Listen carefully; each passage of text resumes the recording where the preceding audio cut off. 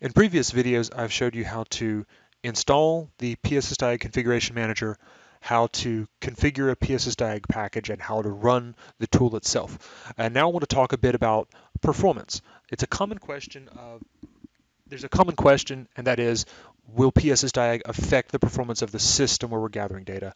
And the answer is potentially yes. It depends in part on how you configure PSSDiag and on some other factors. First, if you have multiple other traces, whether they're profiler traces, whether they're running remote or locally, whether they're server-side traces, the more of them you have, the more of an effect there will be. So I know there are a number of third-party tools that gather data using traces, and so the first point I would say is to try and be aware of how many traces you are running at any given time. There is a default trace that SQL Server runs, but you can disable that if you need to. But it's such a small trace, it shouldn't typically be a problem.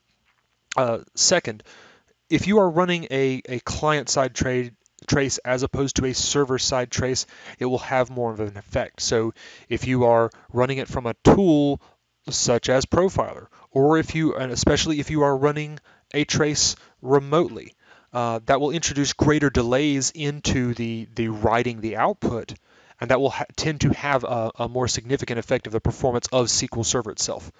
But additionally, how you configure PSSDiag has a big impact on how it will perform. So first, the SQL diag and the event logs are captured when SQL shuts down. So they're not running most of the time that you're running the tool, and if the event logs or the SQL error logs are very large, there may be a lot of data copied out, and that may take a minute or two, but it doesn't typically affect the performance in terms of what your CPU and whatnot, where your system resources are at, especially not while the tool is running as opposed to when it's shutting down. Perfmon can gather a lot of data as you are going through, and this is fairly all-inclusive in terms of what counters are included, but it doesn't affect performance in my experience.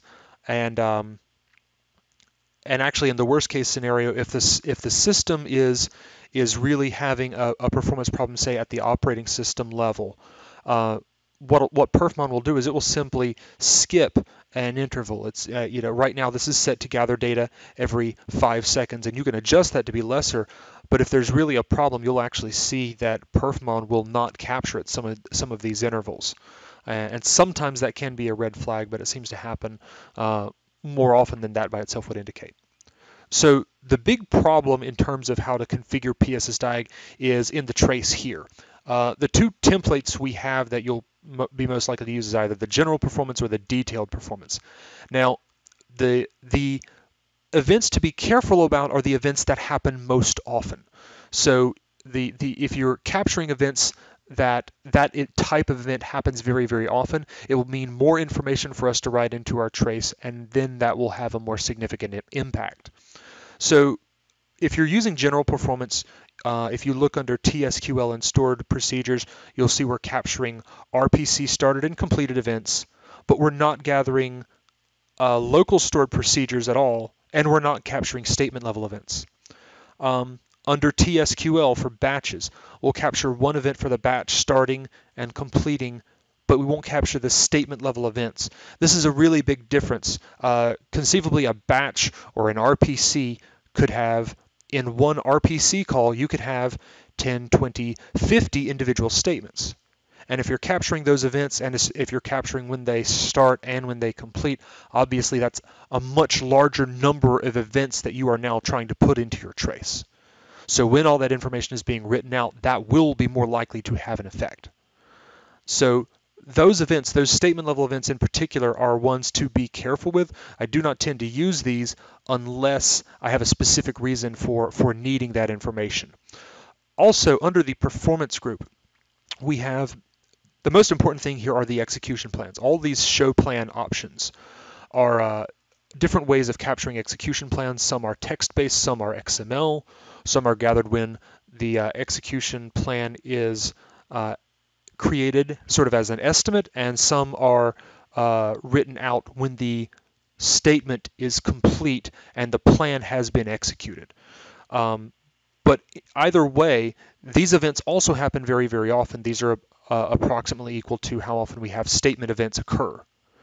And we will print out an execution plan for any non-trivial statement. So anything that's like an if statement, we don't really generate a plan for that, but anything, even a simple select statement against a table, we'll put that plan in here and that'll be an event.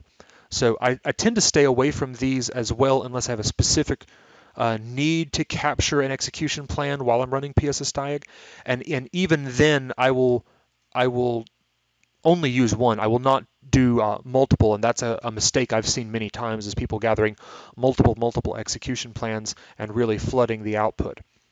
Now, the difference between the general performance and the detailed is the detailed gathers all of these things. It will gather one execution plan, and it will gather statement level events starting and completed, along with gathering stored procedure events, but those should be analogous to RPC events. They shouldn't happen that often.